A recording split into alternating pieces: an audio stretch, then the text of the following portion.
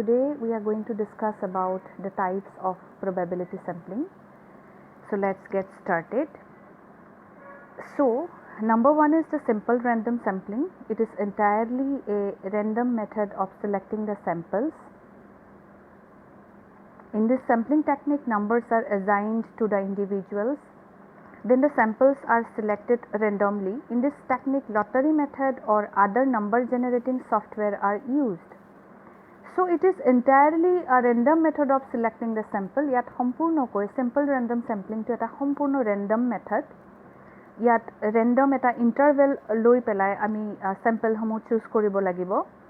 কেনেকৈ কৰিম? In this sampling technique, numbers are assigned to the individuals.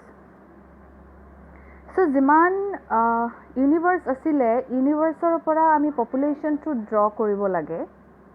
আৰু সেই পপুলেশ্যনৰ পৰা আমি আমাৰ চেম্পলখিনি ল'ব লাগিব.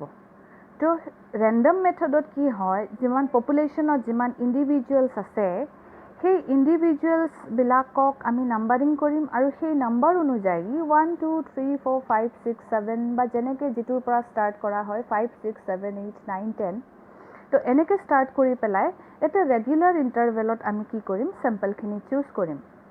সেইটোকে কোৱা হৈছে then the samples are selected randomly. তো সেই নাম্বাৰিংখিনিৰ পৰা সেই ইণ্ডিভিজুৱেলছবিলাকৰ পৰা সাধাৰণতে কি হয় চেম্পলখিনি চুজ কৰা হয়. চ' এইটো মেথডত in this technique lottery method or other number generating software are used. তো চিম্পল, যিহেতু চিম্পল ৰেণ্ডম, তো ইয়াতে চিম্পল মেথড কিছুমান এপ্লাই কৰা হয় ৰেণ্ডমাইজেশ্যন কৰাৰ কাৰণে. চ' ইয়াতে লটাৰী মেথড, প্ৰথমতে লটাৰী মেথডটো আৰু আজিকালি চাইণ্টিফিকেলি বিভিন্ন ধৰণৰ কম্পিউটাৰাইজ নাম্বাৰ জেনেৰেটিং ছফ্টৱেৰ কিছুমান আছে য'ত নেকি ৰিচাৰ্চাৰবিলাকে আজিকালি সেইবিলাক ইউজ কৰে. তো ইয়াতে লটাৰী মেথড আমি সাধাৰণতে লটাৰী শব্দটো জানোৱেই যে কেনেকুৱা হ'ব পাৰে প্ৰচেছটো. চ' ইণ্ডিভিজুৱেলছবিলাকৰ নামবিলাক লিখি পেলাই আমি এখনকৈ পিক কৰিলেই যিখন যাৰ ভাগত যেনেকৈ পৰে তেনেকেই আমি তেওঁক কি কৰিব পাৰিম, চিলেক্ট কৰি ল'ব পাৰিম. Then number 2, systematic sampling, systematic random sampling বা systematic sampling. So in this method, samples are taken from large number of population. So systematic sampling or যেটো population হয় সেইটো large population হয়, অৰ্থাৎ large population যেতিয়া আমি study কৰিব লগা হয় তো large populationত সাধাৰণতে sample sizeটোও তেনেকৈ representation হোৱাকৈ largeই হ'ব নিশ্চয়. So samples selected according to a random starting point but with a fixed and periodic interval. তো ইয়াতো নিশ্চয়কৈ randomlyয়ে select হ'ব, কিন্তু ইয়াত এটা starting point থাকিব যে ক'ৰ পৰা কিমানখিনিলৈকে কিমানজন আমি কি কৰিব লাগিব, select কৰিব লাগিব. আৰু তাত এটা ৰেগুলাৰ আৰু periodical interval এটা থাকে আৰু সেই intervalৰ ভিত্তিতহে আমি একোজন ব্যক্তি select কৰি ল'ম. তো ইয়াতে সাধাৰণতে এটা আমি নিয়ম ফলো কৰোঁ, যেনেকৈ capital N by divided by small n. So capital N means the population and n means the sample size. তো ইয়াতে কিমান ইণ্টাৰভেলত আমি এজন ব্যক্তিক চিলেক্ট কৰিম সেই ইণ্টাৰভেলটো চুজ কৰাৰ কাৰণে এই নিয়মটো ফলো কৰা হয়. ধৰি লোৱা হ'ল যদি পপুলেশ্যন 100জন আছে, তাৰে যদি আমি চেম্পল চাইজ 10জন বিচাৰিছোঁ, অৰ্থাৎ 100জনৰ ভিতৰত আমি 10জন চিলেক্ট কৰিব বিচাৰিছোঁ, তেতিয়াহ'লে আমাৰ ৰেণ্ডম নাম্বাৰটো কিমান হ'ব, আমাৰ ৰেণ্ডম বা পিৰিয়ডিক ইণ্টাৰভেলটো কি হ'ব.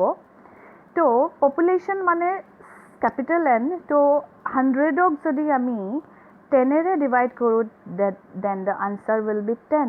তো অৰ্থাৎ আমাৰ এণ্ড যিটো পজিশ্যন সেইটো হ'ব কি 10th, অৰ্থাৎ প্ৰত্যেক 10 নম্বৰৰ ব্যক্তিগৰাকীক আমি কি কৰিম, আমি আমাৰ চেম্পল হিচাপে ইউজ কৰিম. যেনেকৈ 10 20 30, যদি 15 হয় 15 নম্বৰজনক যদি আমি ইউজ কৰিছোঁ then 25 then 35 45.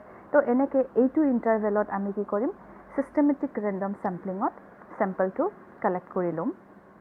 Then stratified random sampling.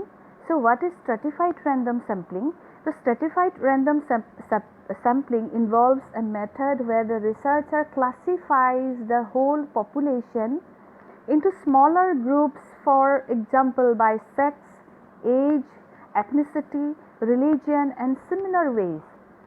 So what stratified random sampling says, So in this method, no doubt population will be large. From that population, we have to draw our sample size or the samples.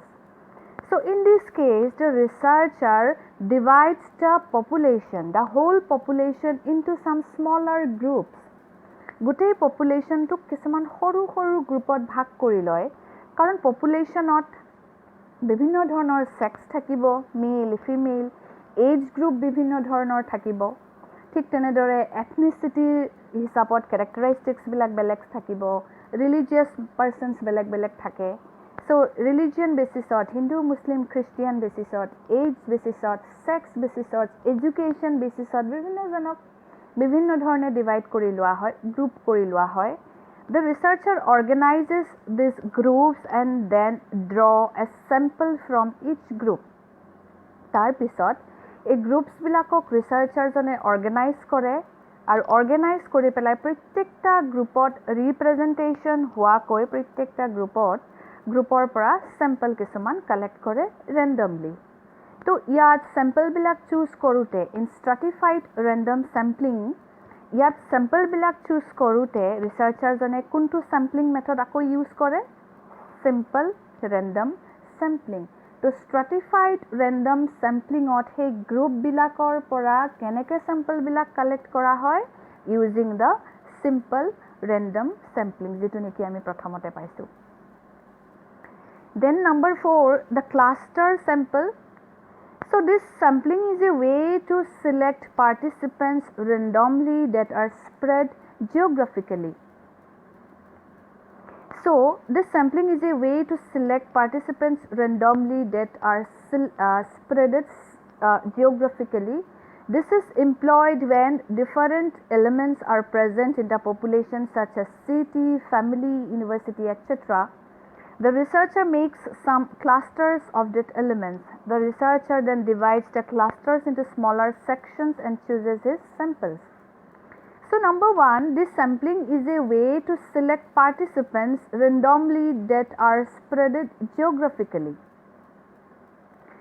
So stratified sampling আৰু cluster sampling মাজৰ প্ৰথমটো difference হৈছে এইটো, দুইটা প্ৰায় একেই, কিন্তু প্ৰথমটো ডিফাৰেন্স হৈছে এইটো যে ক্লাষ্টাৰ চেম্পলিঙত যিখিনি পাৰ্টিচিপেণ্টছ থাকিব, যিখিনি পপুলেশ্যনৰ অন্তৰ্ভুক্ত ইণ্ডিভিজুৱেলছ থাকিব, সেইবিলাক বিভিন্ন জিঅ'গ্ৰাফিকেল এৰিয়াত কি হৈ থাকে?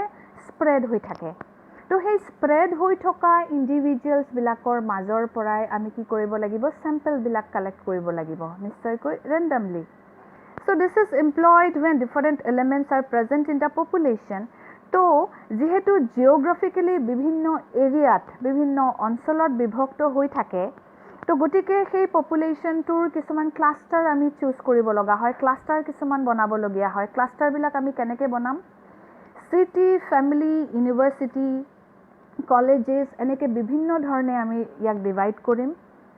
ষ্টেট, ডিষ্ট্ৰিক্টছ, এনেকৈ বিভিন্ন ধৰণে আমি ডিভাইড কৰিম ক্লাষ্টাৰ্ছবিলাকক।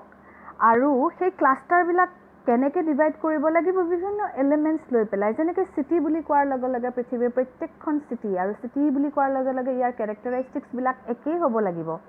তো একে কেৰেক্টাৰিষ্টিক্স থকা এলিমেণ্টছবিলাকক আমি এটা ক্লাষ্টাৰ বনাম, যেনেকৈ চিটি, পৃথিৱীৰ চব ফেমিলিবিলাকক লৈ পেলাই এটা ক্লাষ্টাৰ, ইউনিভাৰ্চিটিবিলাকক লৈ পেলাই এটা ক্লাষ্টাৰ। তো এনেকৈ আমি ক্লাষ্টাৰবিলাক বনাম। The researcher then divides the clusters into small sections and chooses his samples. তাৰ পিছত সেই ক্লাষ্টাৰ্ছবিলাকক, যেনেকৈ ফেমিলি, যেনেকৈ ইউনিভাৰ্চিটি, যেনেকৈ কলেজ, যেনেকৈ ফেমিলি, এইবিলাকক আকৌ আমি কিছুমান সৰু সৰু ছেকশ্যনত বিভক্ত কৰিম। যেনেকৈ চিটি বুলি কোৱাৰ লগে লগে কিছুমান